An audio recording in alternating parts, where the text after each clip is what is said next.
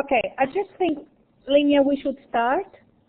Independently how many people will arrive later on or not. I just want us to actually start the discussion. Yeah, no, families are like that. Can't live with them and can't live without them. Funny comment, Lynn. Anyway, so we are about a few days. We are only a few days away from the assignments being due, and I'm really happy to see already assignments being uploaded on LearnLine. This is really good. I hope that students who have not finished will learn something from assignments which are already online, and that's the idea. Now, I've got funny glasses on. I can't see anything in them. Funny. Isabella. All right. Linnea, first of all, have you got any questions? Because I've got a lot of answers to all the questions that I can produce, right? So this is typical syndrome of the teacher. I have questions and I have answers. The issue, however, is whether you have questions. So can you type some questions just in case you have something urgent and like to share with me?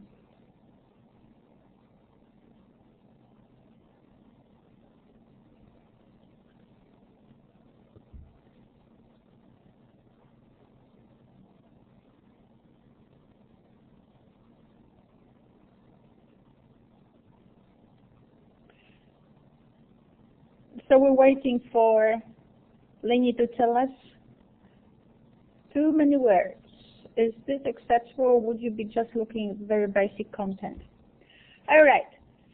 So, Lenny, I think you will find the answer to your question as I'm talking. So first and most of all, this is only the second level of literacy learning, of learning how to teach literacy. So some of the students who have called me and worry that this might have been there or something, it's important to worry. It's important to be aware of certain things that you might have not included in your assignments. I have advised to someone that you can actually write an email to your own. When you post your assignments, you can actually write an email underneath as a response to your own resource or to comments of other students about your resource. I will read it because sometimes, you know, I mean, that happens to me all the time, far too often. When I submit something and then I look at it again, then I see all the things I haven't seen when it was actually on my desktop. So if you suffer of the same disease, I think it's infectious. It's just like it's viral. So that's the first thing. Second thing, so we are all at this very moment, this is ELA 200, not 700.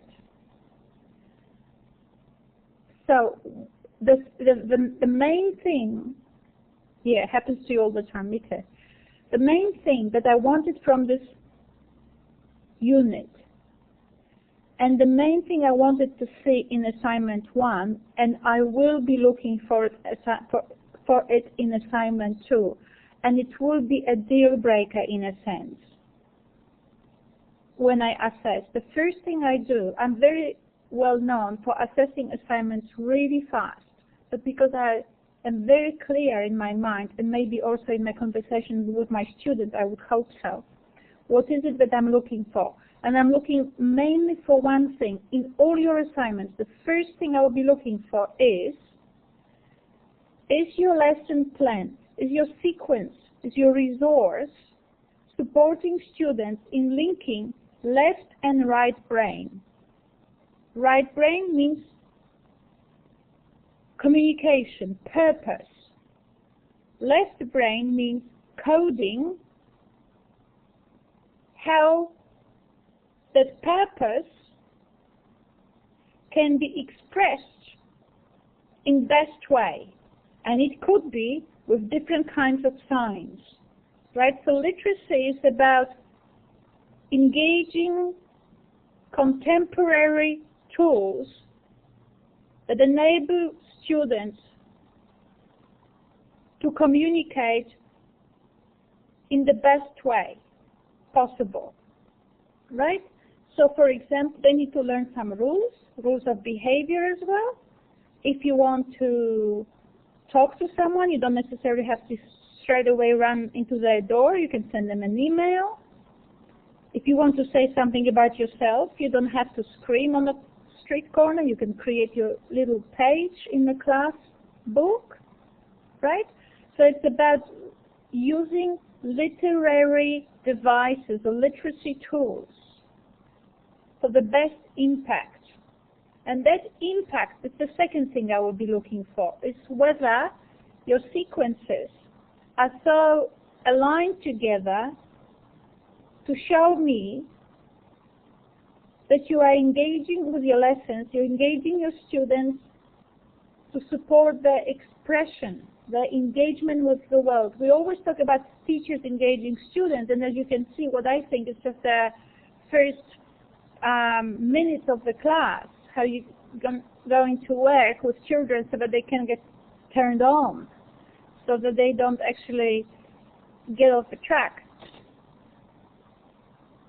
But literacy and communication are about being in the world. So what I'm going to look for, what I will be looking for is, are your 5 lessons connected in such a way that I can see that they are supporting students in communicatively engaging in the world? And then whether your support systems or support activities and resources that you drew on, whether they support children in their little projects. There is absolutely no point in drilling people for the sake of drilling, because they will be able to perform particular activities. But it's like children are not machines. There has to be critical participants.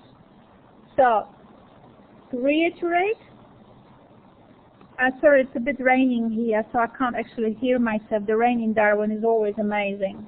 It's wet season now.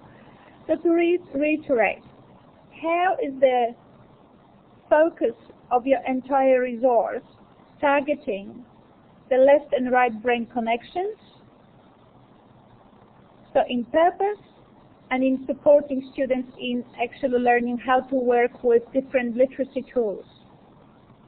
So you will see that now we have, this is the higher order. The lower order will be how you actually engage in different activities for that purpose, different little activities for that purpose, right? So if someone says to me, I use Jolly Phonics today, tomorrow, and 3 days afterwards, it's just one little activity that's targeting a little muscle. It's not enabling children to integrate this in what it's called literacy. That's why the definition of literacy would be fundamental. Fundamental, therefore, will be how you actually link higher and lower order skills. So in every lesson plan, I want to see what are the lower order skills, how are they translated into activities, and how these activities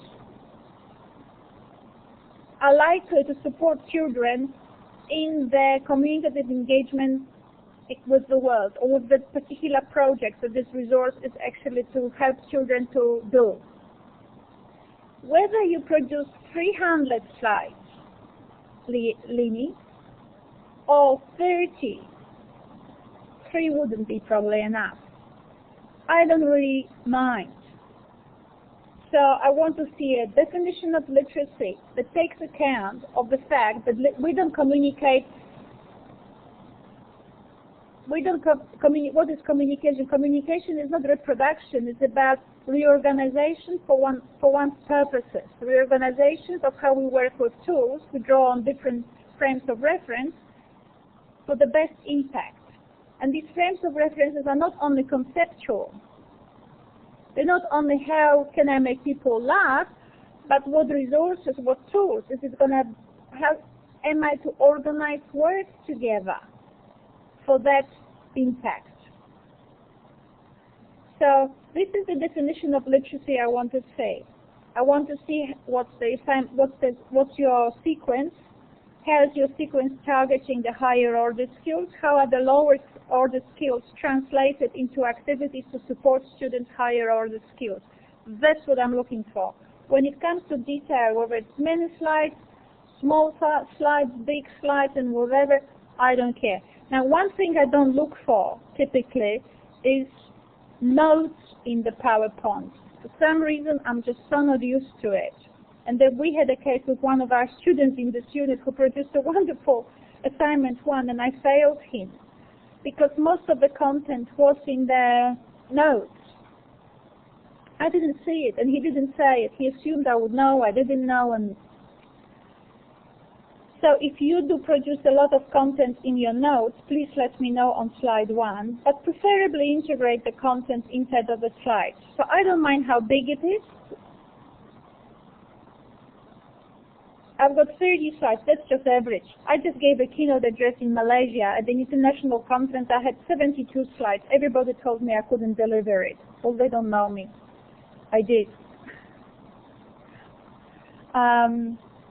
So 30 slides is pretty much average linear. I wouldn't be too worried about it.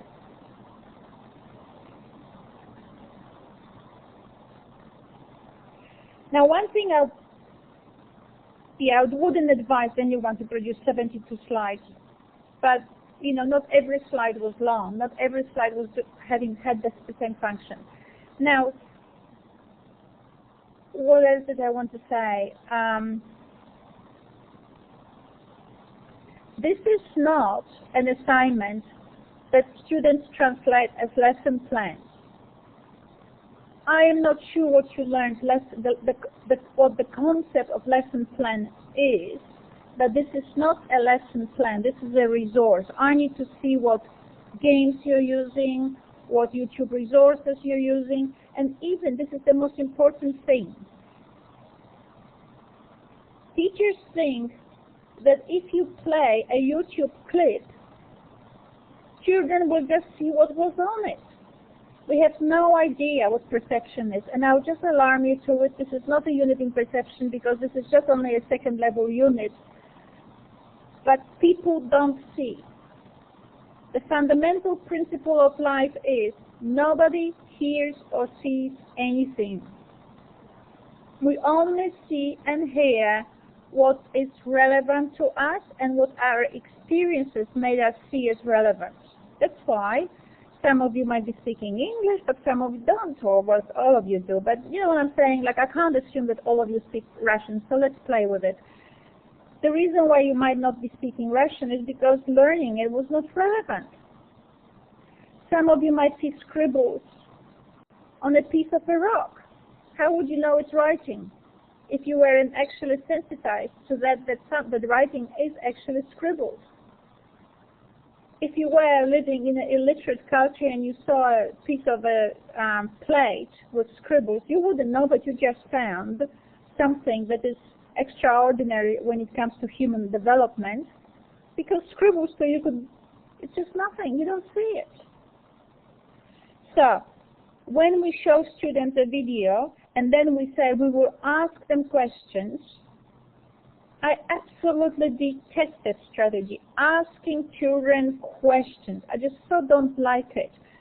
If you want to write it, please do. If you cannot escape that strategy, but it shows me that one thing, that the student who writes this way didn't actually yet engage, is the idea that when you actually ask questions, you only talk to children who want to answer.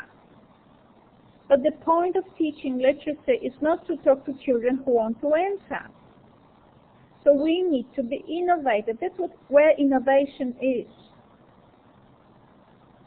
Not many of you come to collaborate classes. Not all of you participate on the discussion board. But Jesus, how many people actually read those lesson plans or portfolios we had in those fora, right? So it didn't happen accidentally that we have 90 or whatever postings in assignments. I thought it through. I put it there on purpose. And I'm not saying it's ingenious, but what I'm saying is that's where research is, that's where our thinking is. We always request things from children. How about creating conditions that give them fun? They can talk to each other, they can read to each other, they can actually have a resource where they click on different aspects of the text and it talks back, reads back to them, and they have fun and they laugh. And trust me, principals don't mind loud classes. Sometimes some teachers do. But I visit this particular school. I have very close relationship with a number of them, but with one of them, we had children who were always seen as problematic, riding scooters and banging on the windows of different classrooms to actually show off. And some teachers were offended, that's true, but the principal encouraged that behavior because that was a way of making the socialization in classroom for some in school, for some children, critical. They weren't there. They weren't switched on. They weren't taking out of this aspect of socialization in schools the most. They weren't making the most out of it. And that's probably the main aspect why our children are in school. Not the training, not those tests, but actually the socialization they get from one another. Not from answering our questions, but actually being able to collaborate together, network, build teams. The more you look at this in higher education, it's called graduate attributes. The more you look at those qualities like team building, being in teams, working together, working alone, and then bringing things to the group to compare and contrast. If your resources are not which you engage in your class are not used only by you, and you read to students because you can, and then you make them answer questions, but children read to each other and make mistakes. We all did. None of us was born and started walking upright. How many times did we fall? That's all right. It's part of life. We make mistakes today. I make mistakes today. I don't know where, but I probably do. We all do. So,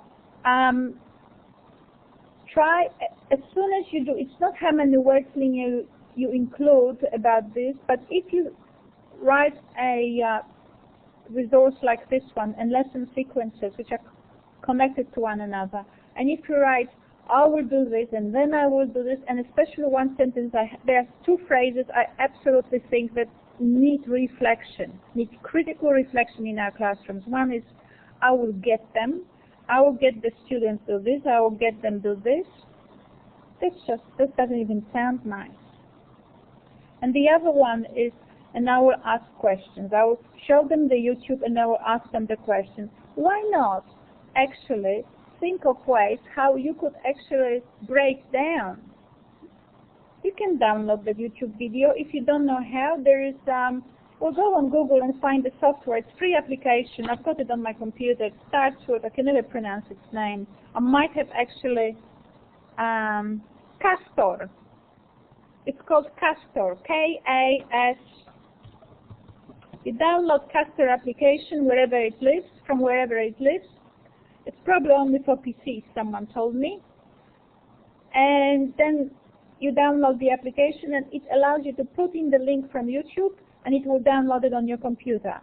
Simple as this. And then you can use software, editing software for $70 or $80, you yourself. I mean, I'm not asking you to do it for this assignment, but you can actually think about it in classrooms, and you can also think that you could do it once in schools. So conceptually, you can imagine that you could download it, you could break down the YouTube clip into what people do, why they do it, how they do it, right?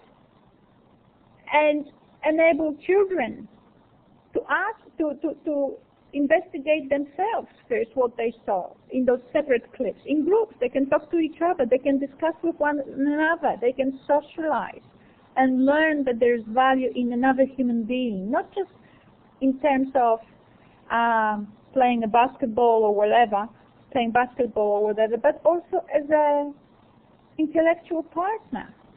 Yeah, intellectual partner. I'm just going to read what Linnea wrote because I don't want to go too far.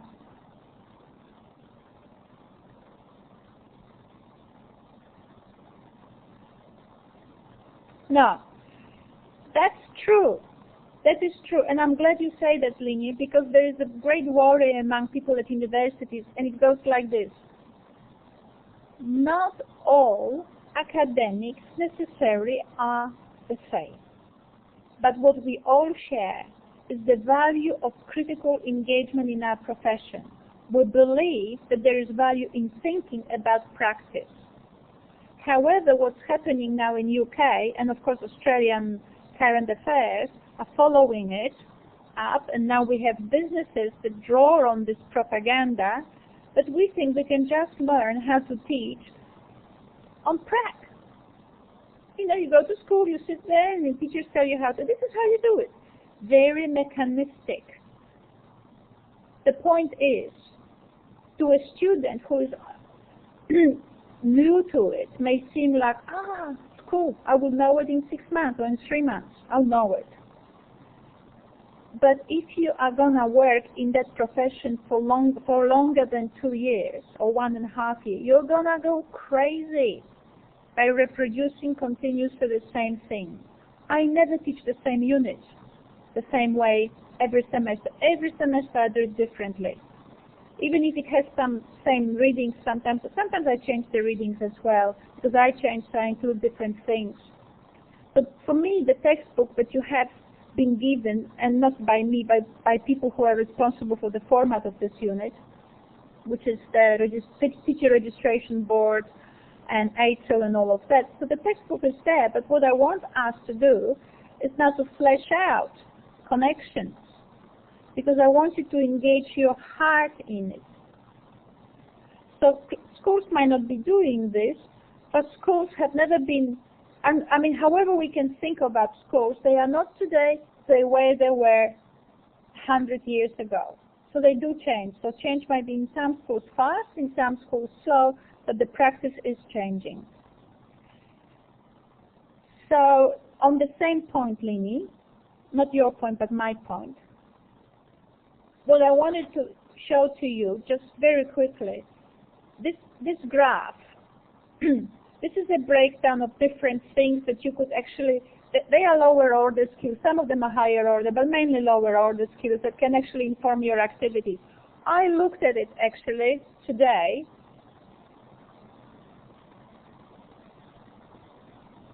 and none of them says things like,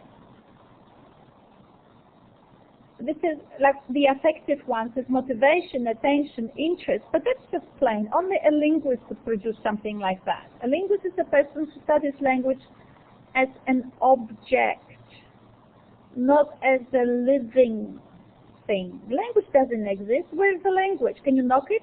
Can you knock at it? Can you carry it? Can you wrap it, postpack it, and send it? You can't. It's not an object. It lives in your head, my head. It's continuously co-constructed and re-co-constructed. Right?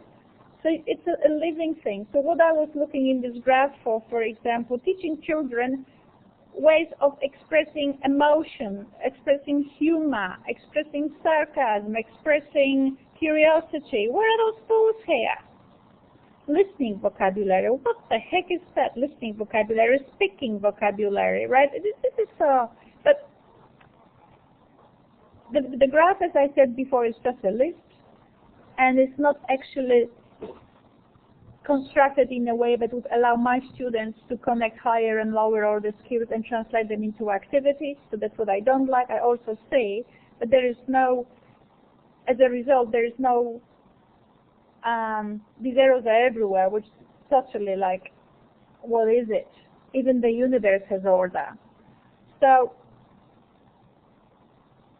I cannot see how my students would have an idea, just looking at this graph, that they could explore the different tools with which humor is expressed, so that our children can produce a list of jokes, but in a thinking way, not by drawing on experience from their family, because there are families where jokes are not as plentiful. I've got my mother, who is a total clown, But not everybody has a clown for a mother. My mother can't choose to actually give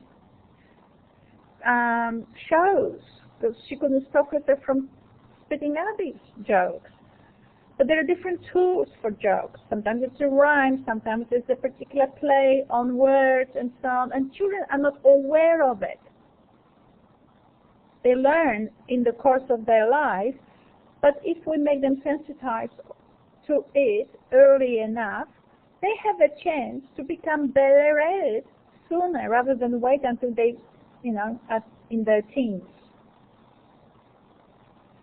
Another thing I wanted to say, there's also another linguistic legacy in the field of literacy teaching, which was pretty much owned by linguists, but that's historically conditioned because it didn't exist. The literacy field didn't exist in a formal way. So then the linguists got together, who were the only ones who sort of could talk about language, and they put up something together, which is okay, it's a good first step.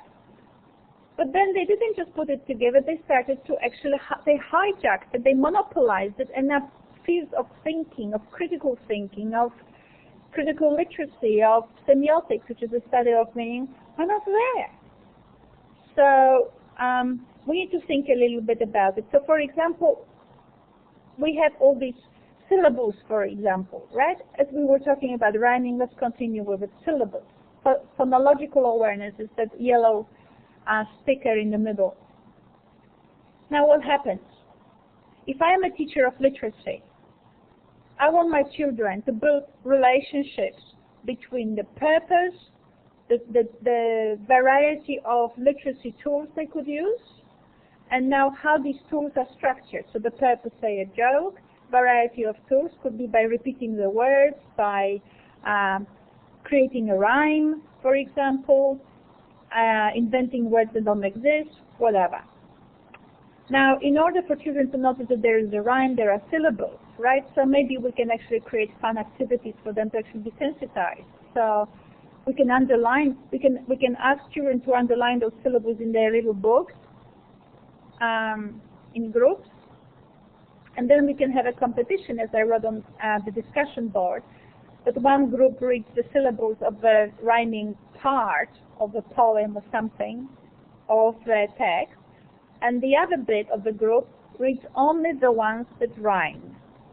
And what is it that I'm looking for in that exercise? Am I looking for my students? Do I want this exercise to result in my students segmenting the words correctly? That's a nonsense. It's a linguistic obsession. They will when they're 14. What I'm looking for is at this very moment is this relation, to build this relationship between the joke, rhyme, and and the letter organization, the word organization. That's what I want. So if they get the syllables right, I get them wrong, because Australia or the English world has actually changed the way they segment syllables. So it's so weird that nobody nowadays can do it right. But then the experienced teacher, inexperienced teacher or the wrong teacher will come to the classroom, and instead of having fun with children with language, what they do, once they get the syllables, they murder those kids. You've got to get it right. No, this is not how it is. Who got it right? Who got it wrong? And I'm thinking, if you do that, you're losing your focus. What is it that you want? You want them to produce a resource that communicates to the world, that reveals the growing awareness of how the purpose, selection of tools, and how these tools actually look like, and how to work with them, how the words are written, and what's the sequence of the words. That's what you want. Who cares if they get the syllables right or wrong? Who cares? It's the game leading to a particular goal. It's not an obsession. We don't want the 6, 7-year-olds at this stage to become world linguists who can't actually produce anything that is actually valuable other than what the linguist values. But the linguists don't value. Most of the linguists are not crazy. These are just basically things that we inherited. So what I'm saying is we have this graph, we have particular lower order skills, and some of them may be higher order skills, and we can think about them in addition to the curricular objectives, how we can turn them into activities, fun activities, that can support now our children in engaging in the projects that they designed for themselves to do, right? So what I want from my students is innovation, flexibility, not think, oh, I don't know what other people want from you in terms of schools and so on. For this unit, I want you to be free-spirited. I want your soul to talk. I want your imagination to be switched on, because when you are in a job for 20, 30 years and you want to progress up the ladder, it's not the person who can't think laterally that will progress, or some of them may, but I don't think so.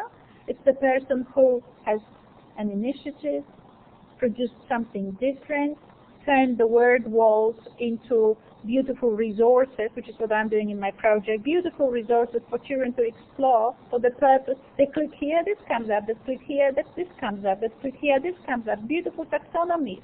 These are rhymes, these are literary devices which are about narrative, blah, blah. When you compare, you can see that they look different, they are organized differently. The rhymes are usually organized in this sort of narrow, like text, whereas novel has different organization of the text. All of these things, they can compare, contrast. Wow, critical thinking walls. Now you do one like this for your school with someone else, and with your colleagues and with your IT officer, and then you'll be running workshops for your Department of Education till the cows come home.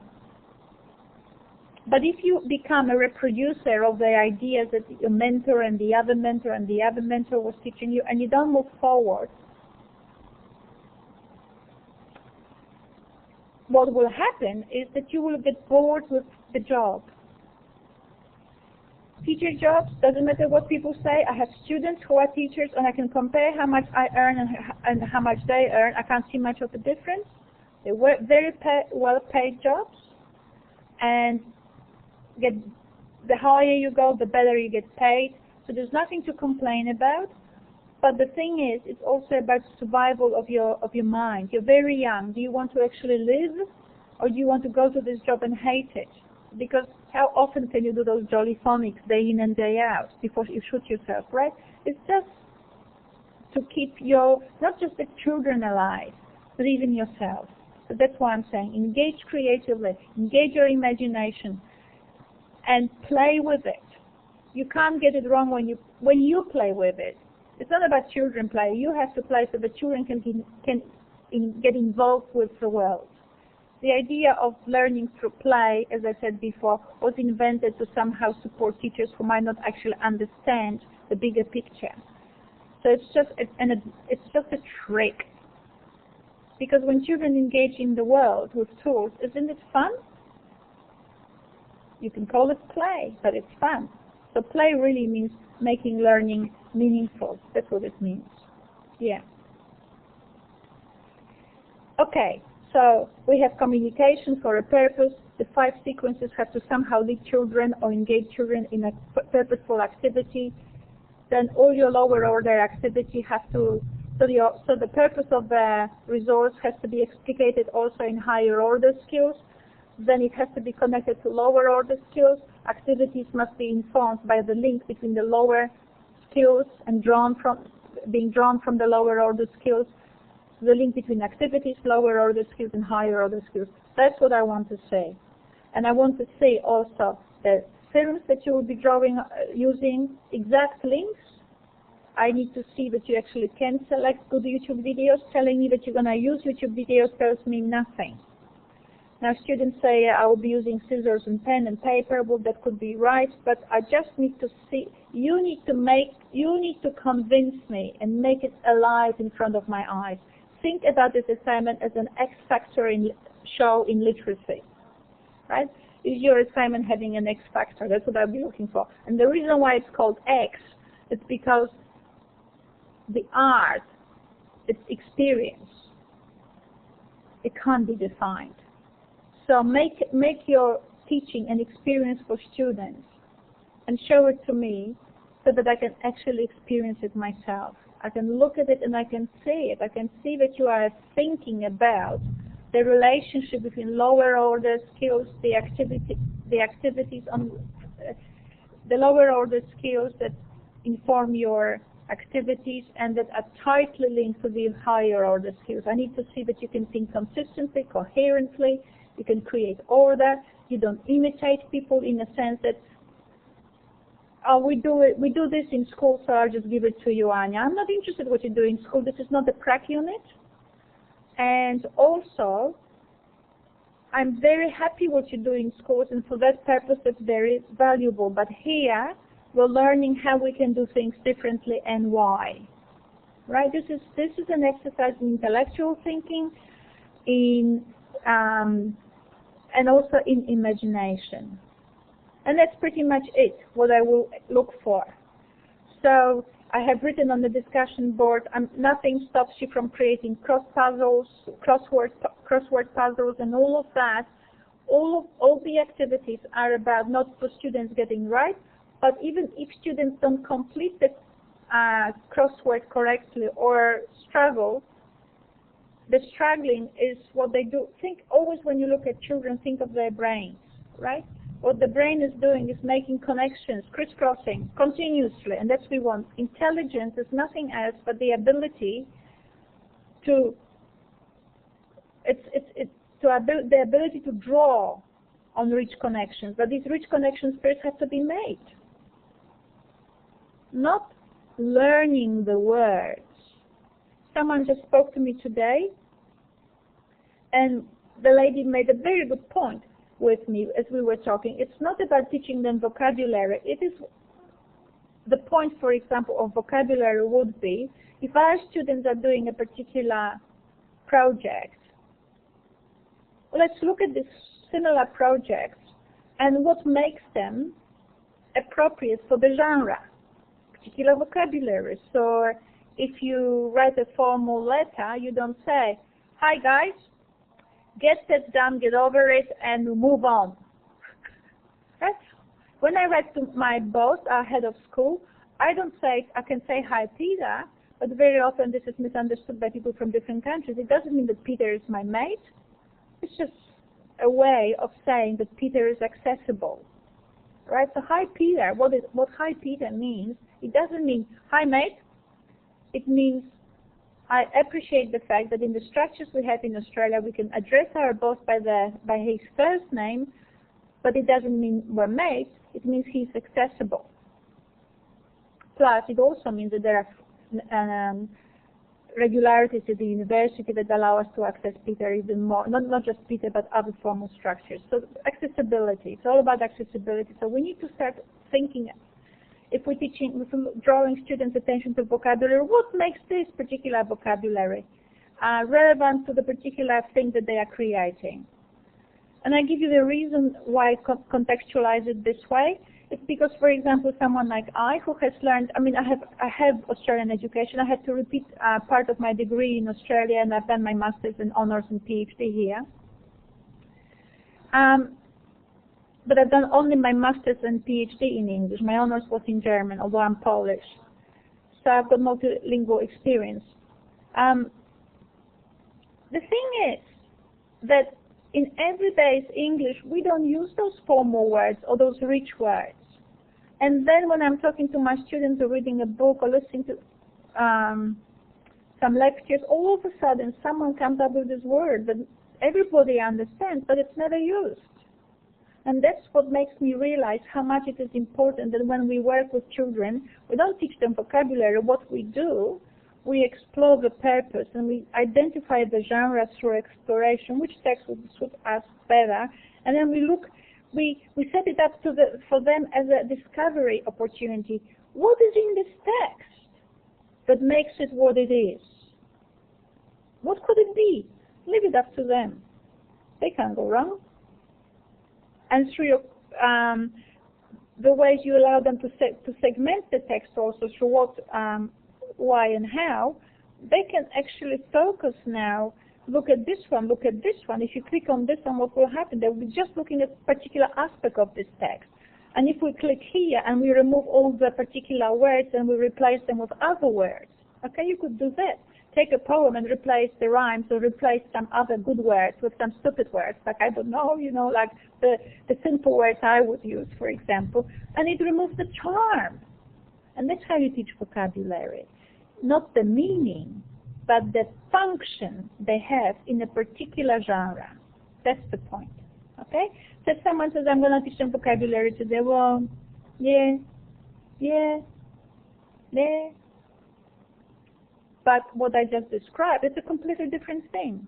And it is, I don't want to use the word play, it's fun, it's interesting, it's exploratory. Now we see, you remove some things and you replace them with some other words, and that doesn't look anything like it did before. You take a poem, and it's sort of linear structure, like narrow and so on, and make it into this. Doesn't look right, doesn't feel right, nobody knows how to read it. If you haven't downloaded that avatar I told you about, the voice reader, that it reads the text, that's a voice that reads text that you actually type into the avatar and you tell it to read. Put a poem in that avatar with no commas or periods or anything. Yeah, there are many of them. Cool. Some of them actually, if you actually explore the pricing, they're quite cheap. There was one for $35. I should have bought it when it was available. I can't find the link now. So some of them, schools can buy them. Schools have heaps of money for these things, heaps. I know it from experience. So, so even a small free one for little children, you type words, and when you actually change the structure of the poem to something else because of commas and so on, you will notice that the avatar reads it in a way, or the voice reads it in a way that nobody can make sense out of it. And that's the way we teach reading. And that's the way we teach children to select the right tools. Let's call it words or phrases. Because this thing works, but this one makes it all fall like a lead balloon. The poem is no longer a poem, it's just something that nobody would produce for that particular purpose. So that's what I wanted to say. So it's play using different exercises. If you want to use A for apple, use it as either warm-up exercise for today's class, so that so the first 3 minutes or 5 minutes we use it, like I said to you, just a little warm-up to focus children who are just playing on the playground now, and they just, one way or another, some schools make them storm into the classroom, some other people just want them to line up in front of the classroom. Anyway, they're in the classroom, you want to focus them, use something like that. But you can also make children themselves devise a game, A for apple. So there could be activities whereby they create things, but they might be creating these things for other children. And you can imagine that they could actually create those little resources for other children, little stories in a PowerPoint. And when the child clicks on the letter, what will happen is children having recorded A for apple. So for example, if the text has the name Anya, children can click on the word and it will say Anya. Children can create this resource, this text for other children, and also they can also click. So the children have created a resource for other children, and that resource has the name of the person who created it, for example, and one of them is Anya. So the children click on the name, and it says Anya, but they also have recorded the possibility for other children to click on each letter. And it says A for apple, N for nanny. So rather than make them do the jolly phonics in the way that they go through exercises, they can actually create it themselves. N for nanny, I for eye, and A for no longer an apple, something else. So all I'm just giving you is a few glimpses to my experience of how you can actually just rev it up and be confident, rather than continuously thinking that there is this big literacy person who tells everyone how to do it and there is the method. What we're all in is in the question. The question is, how can we do it? And now it's up to our own intelligence to have all these tools understanding of genre, understanding of communication, understanding of the brain, understanding of the curriculum, understanding of the linguistic tools which are here on the slide. How can we now turn all of this into something extraordinarily pleasant for everybody? Right?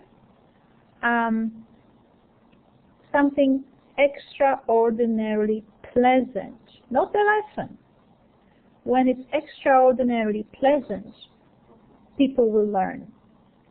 When it's a drilling exercise, you will not want to do it, they will not want to do it longer than the first few times, and it's not going to be an extraordinarily pleasant experience. And that's what we're after, right?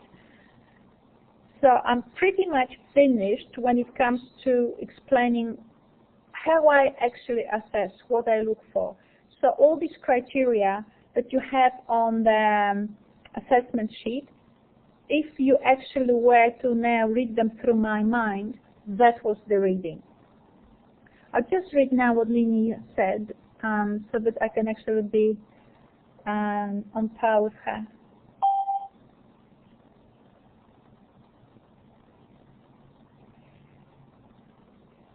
Lini, I think what you estimate, this is not a plan or sequence whereby you can think that once students get really going on a particular thing and you can't move them out of it. It doesn't mean you should, but you should be really aware. So each lesson has to tell me what's the achievement of it, what's the achievement of the lesson, what is it that you're after, not only you're after, but what is it that children are to feel that they achieved at the end, and how it relates to the main goal of the entire sequence. Now, you write it, but in real life, you will need to gauge, because sometimes it's better to let go than constrain. And sometimes it's better to constrain than let go. So it's a judgment. You can write how long. It's not what I'm after. I'm not a schooly person. I think that I'm at this very moment, for this level of the literacy unit, I'm more looking at the understandings that I have just explained. I'll be doing everything to find out whether you are able to connect left and right hemispheres. That's left and right brain hemispheres. That's all I'm after. And of course, all the things like curriculum and the things we've covered are tools for connecting left and right. And people who wrote the curriculum are fully aware of it. Hi, Aline, how are you? So they're fully aware of it. That's why we now have this resilience, concern with resilience and student well-being. What is student well-being? The student well-being has many factors, but the main one is really, are our classes creating an environment that is extraordinarily pleasant for all of them? Or are we continuously posing questions and draining these children? They cannot build their social experience with other children. They don't experience other children as intellectual beings. They just experience them as objects for play. So there's no discussion. There's no working out things together. There's no trust in children because we have a curriculum and we have to run it. You don't have a curriculum all the time. If we were to even be blunt and actually believe that we really have to teach towards NAPLAN, if you do it my way, your NAPLAN will be fixed. But if some of you may believe on whatever, your NAPLAN will be fixed this way. But there's also a lot of room for experimentation after the NAPLAN test. So your second term is free. From June, end of June, July, August, September, you can do a lot of interesting things. So if you don't have enough confidence and you want to follow what your mentor is telling you, you do it in the first bit of the year. The second bit of the year is free. But this one actually, when I look at what I do and I compare with curriculum, I would exhaust the curriculum. We cover more skills and capacities with this method than with than the curriculum actually even explicates. But that's because it's exploratory, it's highly connected to higher order. As teachers know exactly how higher order and lower order skills are connected. It's an aware teacher. And in pedagogy, people started to talk about intentional teaching. We invent continuously vocabulary for all these things. What we want is a person who thinks, who knows how to plan, and who knows why they plan a particular way. So yes, intentional teaching, yes, we could call it intentional. What it means is just not mad. It's just not repeating, reproducing, coming in and, oh, I don't know what to do, I'll just do that. No. Intentional means you build your own self-awareness. And by not draining children and engaging their collaboration, you also teach them their own self-awareness. Because you are, remember how Descartes had a problem, I am because, and then he decided I am because I think, right?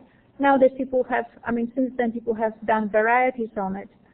But a more intelligent one from neuroscientists I heard and from philosophers was, I am because you are.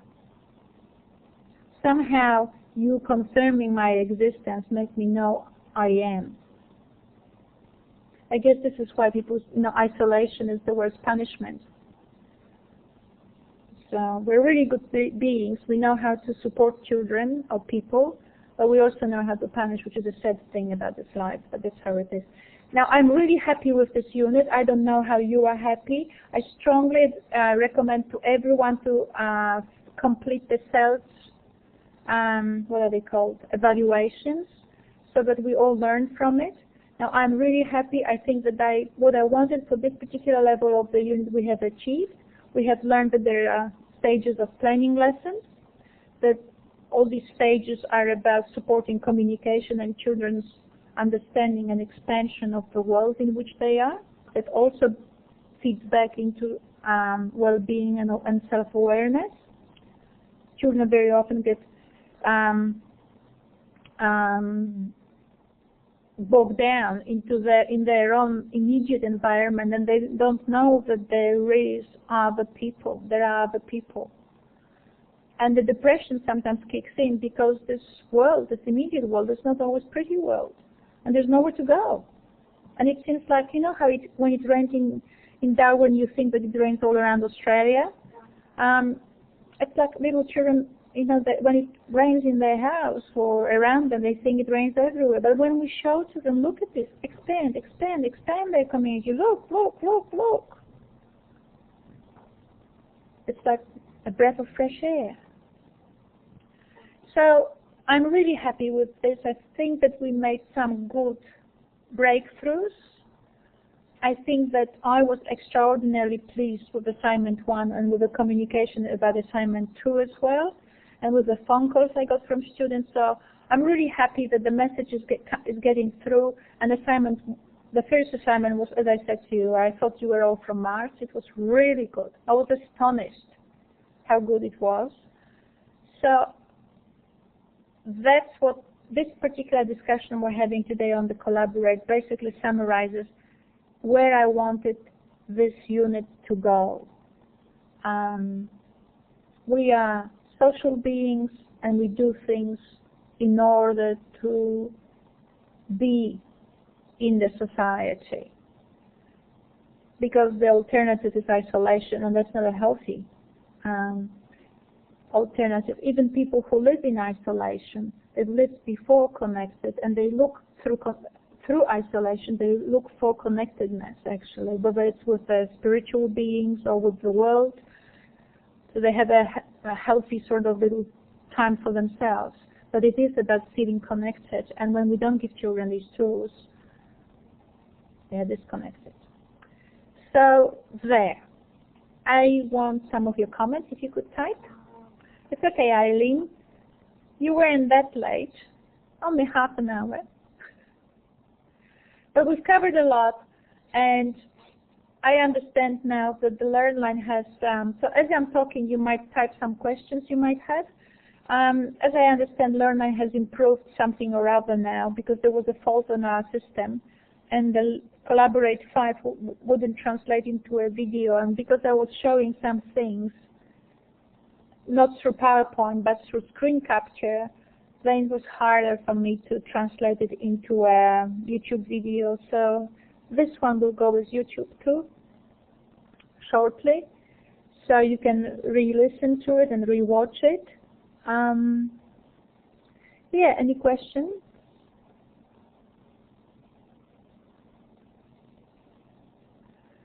What's the BC? Oh, sounds great. The BC has been very useful. What's the BC? Oh, okay, cool. Yeah, I think so too. I really enjoyed the discussions. I enjoyed the Forum 1 where we all introduced ourselves. It was amazing, wasn't it? Just to read the diversity of backgrounds. Yeah. I'll collaborate, yeah. I enjoyed the collaborate with you. I really, really enjoyed this unit, I have to say. So there. If you don't have any questions, I want to thank you. I want to thank you for an exquisite work in this unit, everyone. The literacy assignment 1, because it's all I can talk about at this very moment, was amazing. What I've seen from students was good engagement in the unit, good engagement in lesson planning. I have helped some students already on their drafts, as much as I am allowed to. I cannot write your things, but I helped as much as I could. And we also are learning from assignments which are posted on Learn9. Now, it's a bit unusual. I mean, this is the second or third time I'm using this particular strategy, because what I want, I'm after learning. I want learning, because when students are insecure and they don't know how to go about the assignment, they can actually look at someone else's work and they can actually further learn. And that's what I'm after. This kind of collaborative spirit as opposed to competition. It's mine, it's mine, it's mine. Well, it gets us nowhere. What else? You are allowed to write comments underneath your submissions. If you feel that your comment will somehow help me understand your assignment better or your attitude towards your assignment, I'm very happy with that. I read everything. I think it is all about the connection you build with your assignment with the community, as opposed to just here's the PowerPoint and move on. If you feel you need to make some comments, please do. So what are we going to do, Eileen and Linnea? That's it? Thank you very, very much. Thank you very, very much once again. Thank you. Okay, so I'll close it now. I'll just close the recording now, and thank you kindly. Thank you very much for the work we've done together, and for your participation on the discussion board as well. Goodbye. I just turned off the recording.